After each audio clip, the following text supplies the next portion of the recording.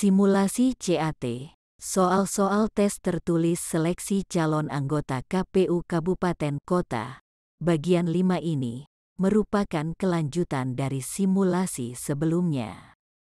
Ini hanya salah satu alternatif media pembelajaran dari berbagai media lainnya. Semoga bermanfaat.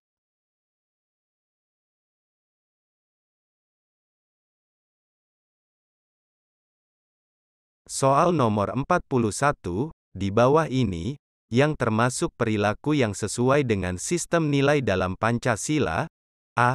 Memengaruhi masyarakat untuk mengikuti golongan tertentu, B. Bersekolah di universitas ternama mancanegara, C. Bekerja menjadi TKI, D.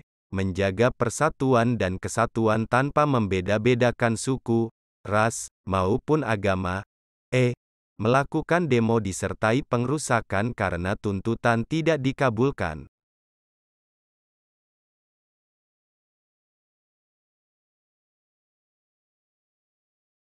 Pembahasan soal nomor 41, dari poin-poin yang ditampilkan pada soal tersebut, yang termasuk perilaku yang sesuai dengan sistem nilai dalam Pancasila ialah menjaga persatuan dan kesatuan tanpa membeda-bedakan suku, ras, maupun agama. Dengan demikian, pilihan jawabannya adalah D, yaitu menjaga persatuan dan kesatuan tanpa membeda-bedakan suku, ras, maupun agama.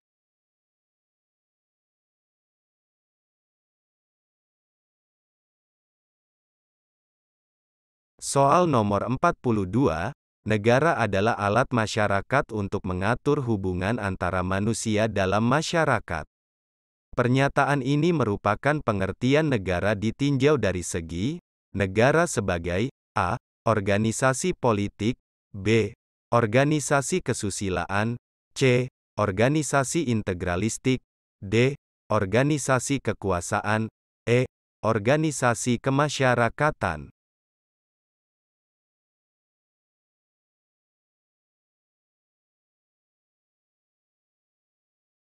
Pembahasan soal nomor 42, negara sebagai organisasi kekuasaan, mengatur masyarakatnya dengan kekuasaannya. Negara sebagai organisasi kekuasaan, pada hakikatnya merupakan suatu tata kerja sama untuk membuat suatu kelompok manusia berbuat atau bersikap sesuai dengan kehendak negara. Dengan demikian, pilihan jawabannya adalah D, yaitu organisasi kekuasaan.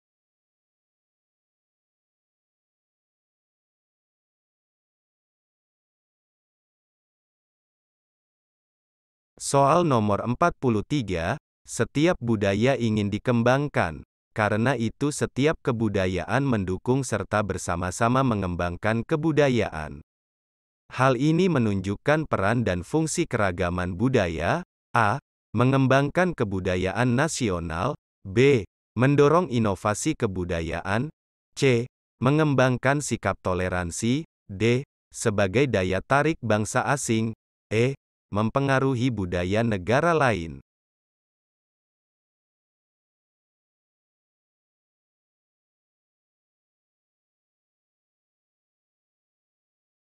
Pembahasan soal nomor 43.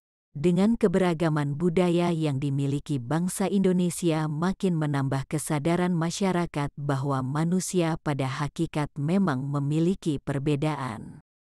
Oleh karena itu, keberagaman budaya tidak perlu dipertentangkan. Justru sebagai sarana mengembangkan sikap toleransi. Karena setiap budaya ingin dikembangkan.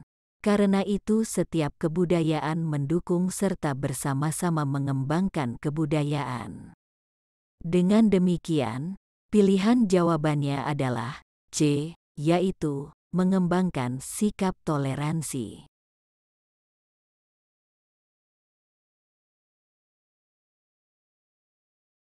Soal nomor 44, berikut ini, Hasil konferensi meja bundar KMB yang dilaksanakan tanggal 28 Agustus sampai dengan tanggal 2 November tahun 1949 di Den Haag, Belanda, kecuali a. Belanda mengakui Republik Indonesia Serikat sebagai negara yang merdeka dan berdaulat, b. Pengakuan kedaulatan dilakukan selambat-lambatnya tanggal 30 Desember tahun 1949. C. Masalah Irian Barat akan diadakan perundingan lagi dalam 1 tahun setelah pengakuan kedaulatan Republik Indonesia Serikat. D. Antara Republik Indonesia Serikat dan Kerajaan Belanda akan diadakan hubungan Uni Indonesia-Belanda yang diketuai Belanda. E. Belanda akan membayar hutang-hutangnya sejak tahun 1942.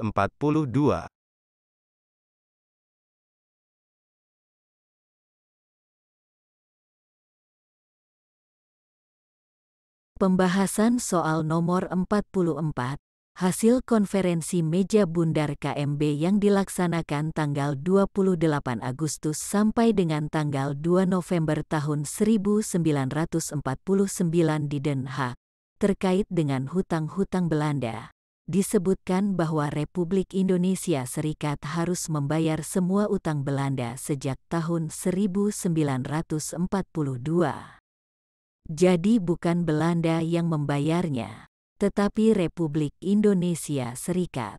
Dengan demikian, pilihan jawabannya adalah E, yaitu Belanda akan membayar hutang-hutangnya sejak tahun 1942.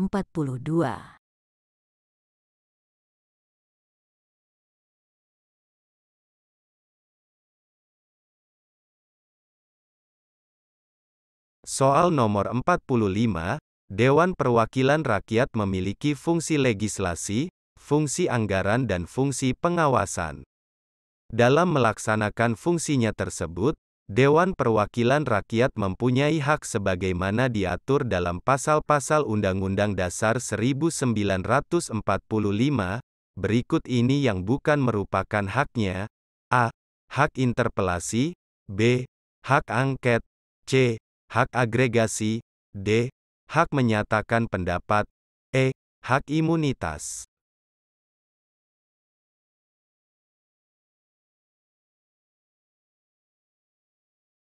Pembahasan soal nomor 45, sebagaimana disebutkan pada pasal 20A ayat 2 Undang-Undang Dasar 1945, dalam melaksanakan fungsinya, selain hak yang diatur dalam pasal-pasal lain Undang-Undang Dasar ini, Dewan Perwakilan Rakyat mempunyai hak interpelasi, hak angket, dan hak menyatakan pendapat. Sedangkan pada pasal 20A ayat 3 Undang-Undang Dasar 1945 disebutkan, selain hak yang diatur dalam pasal-pasal lain Undang-Undang Dasar ini, setiap anggota Dewan Perwakilan Rakyat mempunyai hak mengajukan pertanyaan, hak menyampaikan usul dan pendapat, serta hak imunitas. Tidak disebutkan adanya hak agregasi. Dengan demikian, pilihan jawabannya adalah C, yaitu hak agregasi.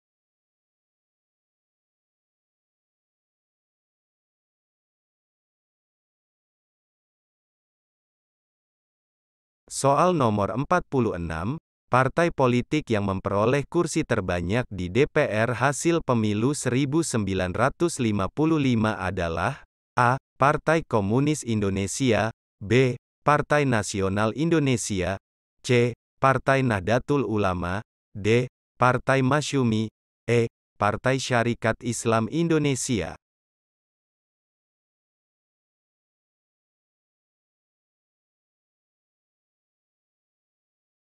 Pembahasan soal nomor 46, partai politik yang masuk dalam posisi 3 besar di DPR hasil pemilu 1955 adalah Partai Nasional Indonesia dengan 8.434.653 suara 22,32% dan 57 kursi parlemen. Partai Masyumi dengan 7.903.886 suara 20,92% dan 57 kursi. Partai Nahdlatul Ulama dengan 6.955.141 suara 18,41% dan 45 kursi. Dengan demikian, pilihan jawabannya adalah B, yaitu Partai Nasional Indonesia.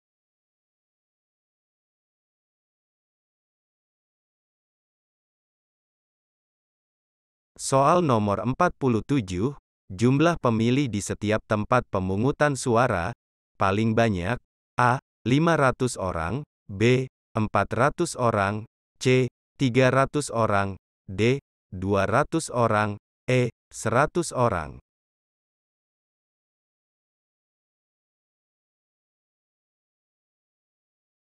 Pembahasan soal nomor 47.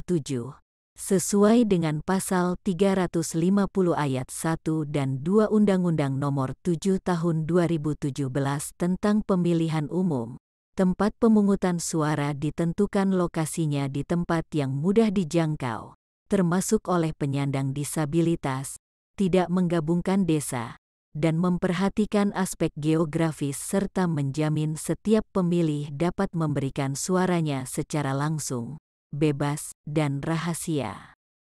Ditentukan jumlah pemilih di setiap TPS, paling banyak 500 orang. Dengan demikian, pilihan jawabannya adalah A, yaitu 500 orang.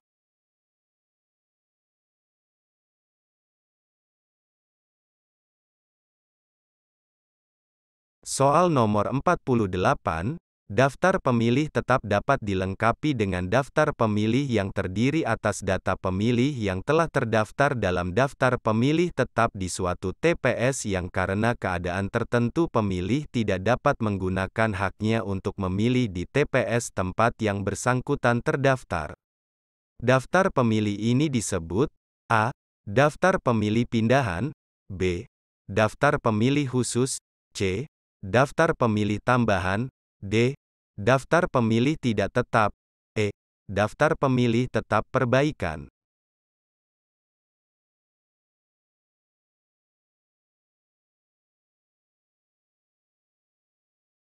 Pembahasan soal nomor 48, sebagaimana disebutkan pasal 210 ayat 1 dan 2. Undang-Undang Nomor 7 Tahun 2017 tentang Pemilihan Umum. Daftar pemilih tetap dapat dilengkapi daftar pemilih tambahan paling lambat 30 hari sebelum hari pemungutan suara.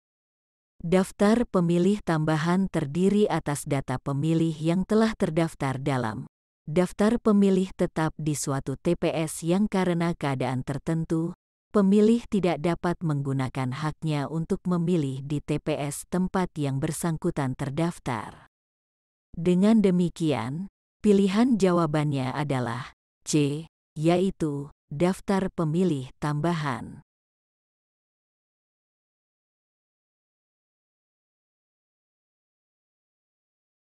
Soal nomor 49, apabila pemilih menerima surat suara yang ternyata rusak, pemilih dapat meminta surat suara pengganti kepada KPPS dan KPPS wajib memberikan surat suara pengganti.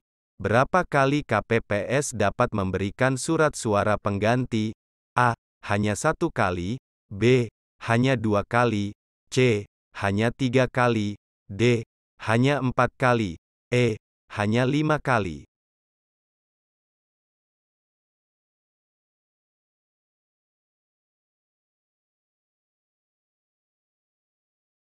Pembahasan soal nomor 49.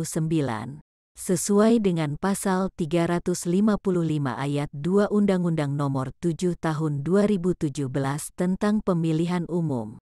Apabila pemilih menerima surat suara yang ternyata rusak, pemilih dapat meminta surat suara pengganti kepada KPPS dan KPPS wajib memberikan surat suara pengganti hanya 1 kali dan mencatat surat suara yang rusak dalam berita acara. Dengan demikian, pilihan jawabannya adalah A. Yaitu, hanya 1 kali.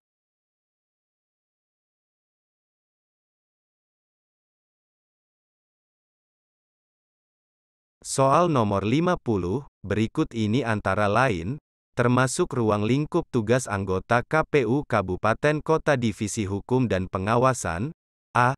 Pengelolaan dan pelaporan barang milik negara. B. Partisipasi masyarakat dan pendidikan pemilih. C. Pemutakhiran dan pemeliharaan data pemilih. D. Pemungutan, penghitungan suara, dan rekapitulasi hasil penghitungan suara.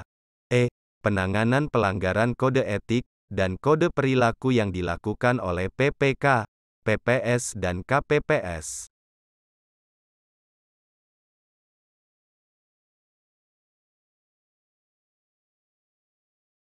Pembahasan soal nomor 50.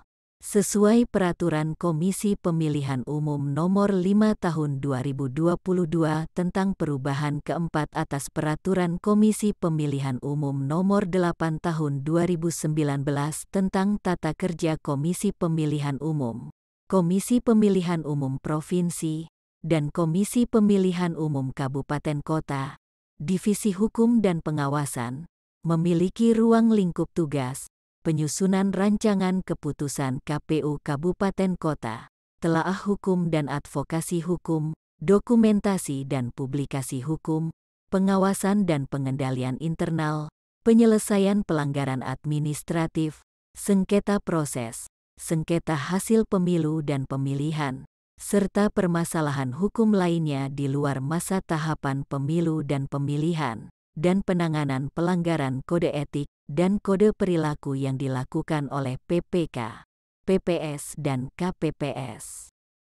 Dengan demikian, pilihan jawabannya adalah E, yaitu penanganan pelanggaran kode etik dan kode perilaku yang dilakukan oleh PPK, PPS dan KPPS.